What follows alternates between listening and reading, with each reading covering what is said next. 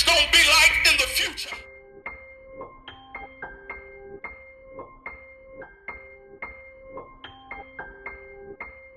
I had a dream that my lifelong best friend, Eric, who is now deceased, had come to Ohio and left his car keys at my door, as he had taken the keys to my car and hurried and pulled out of my driveway.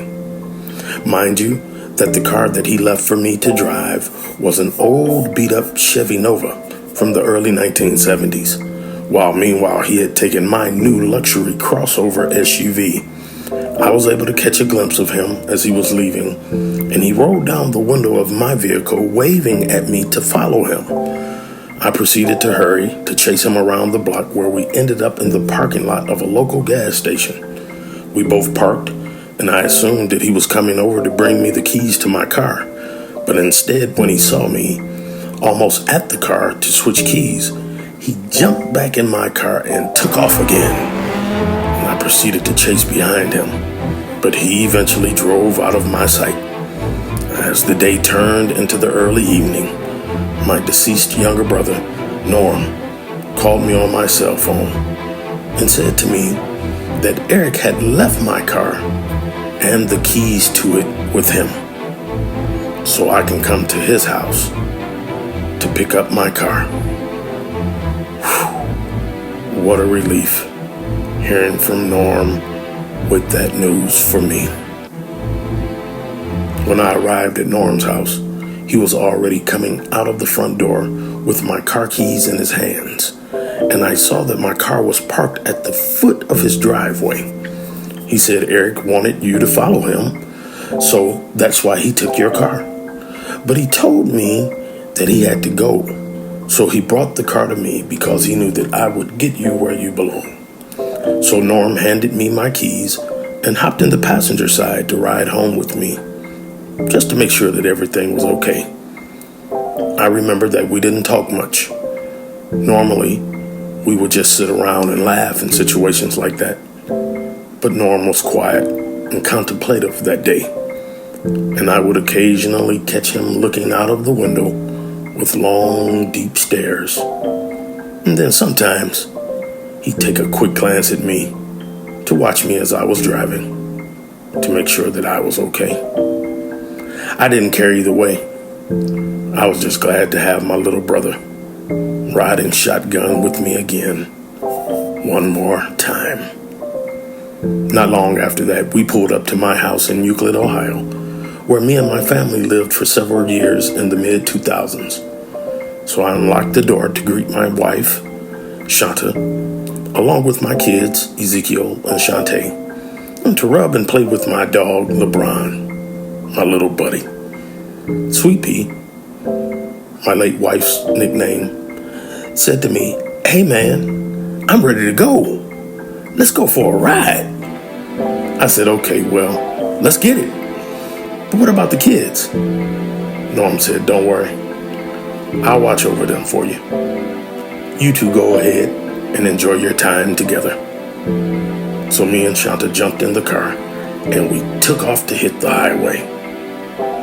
By this time now it had gotten dark and it was very foggy out. And I remember Shanta turning on the radio and us listening to and enjoying some of our favorite songs together. We loved the ballads of the late 90s and the early 2000s, where many of the great love songs of our life were written. We were happy as can be, holding hands while riding down the highway across the country. And I remember falling asleep as she drove the car, and yet her still holding my hand with her other hand. I briefly woke up for a minute to see a sign that had 919 on it, and it made me remember North Carolina. That's where I lived for a couple of years, a few years back. I told her, "Hey, we're in central North Carolina. Let's stop so that I can see Puma." Puma is my baby girl who lives in North Carolina now, and I got excited at the thought of kissing her pretty face that looks identical to mine. After that, I nodded off again, thinking that I would wake up in North Carolina But I woke up to Sweet Pea shaking me and asked me, which way should I go? Because we were facing an exit that had two different paths in order to go in two different directions. Yet it was for the same exit road. So I asked her, why would you wait until we get to the fork in the road to then ask me which way to go, boo? Traffic is now forcing us to go in another direction, which where the sign said, not 919, but 619 for San Diego, California, where she, I, and our children lived for a number of years back in the early 2000s. Through the darkness, I still could see the beauty and vastness of the Pacific Ocean to our right as we drove down Interstate 5, going south. Realizing we were back in the SD, I said, let's head towards the Murph to catch a game tonight. The Murph referred to the old Jack Murphy Stadium and later named Qualcomm Park, where the Chargers played football. It's crazy to think that even in my subconscious that I had not reconciled the fact that the Chargers had moved from San Diego up to LA some years ago.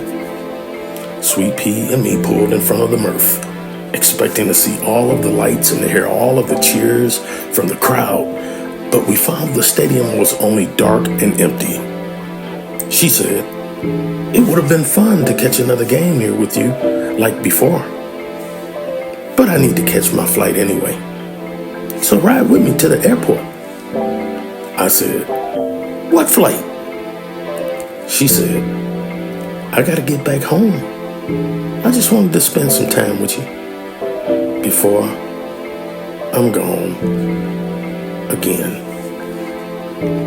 We took off and finally arrived at San Diego Airport, where my sister Keitha and the hospital trauma team was waiting at the baggage drop area at the departures curbside for us.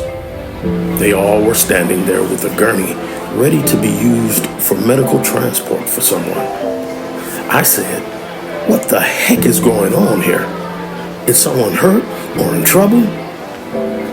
Shanta never responded.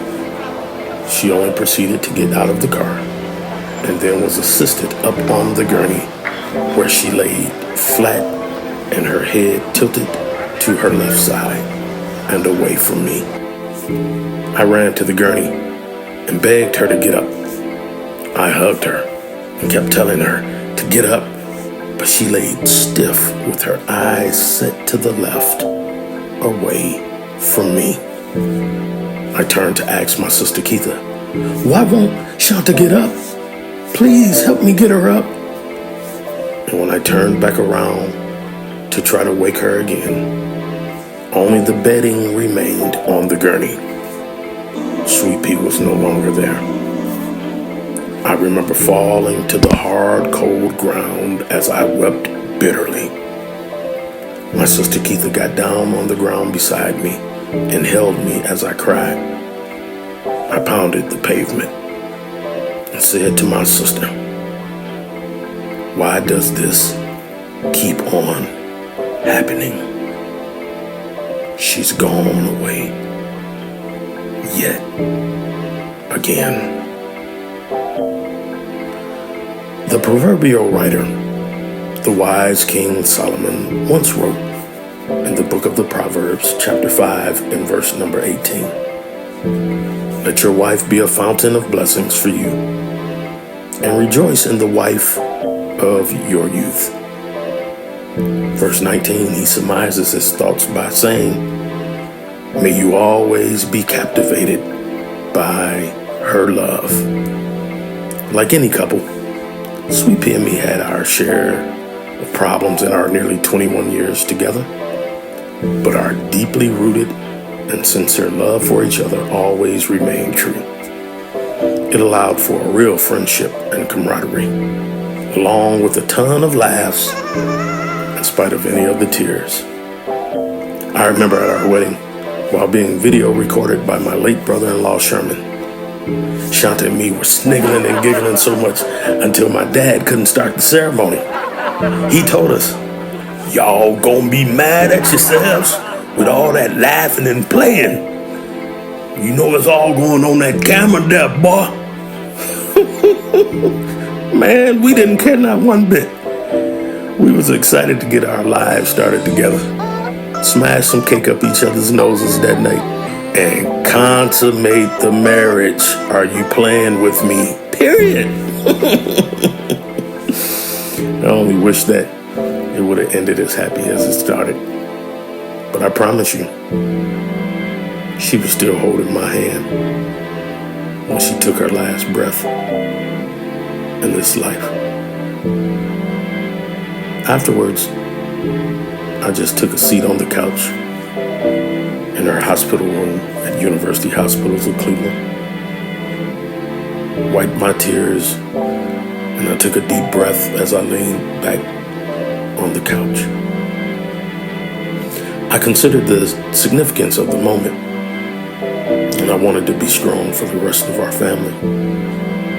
I remember my mother-in-law coming and sitting down beside me, and she asked me, "How you doing, son?" I simply said, "I'm holding on, Mama." And that was in reference to me still holding on to Shanta's hand. She's been gone for some years now. And ever so often, she'll show up in my dreams to let me know she's doing okay over there. Just maybe that last ride together in San Diego was our best ride together. Shucks, I don't know. And though she may be gone, she'll never, and I mean ever, be forgotten. Godspeed to you, sweet pea. Lord help us. And it is so.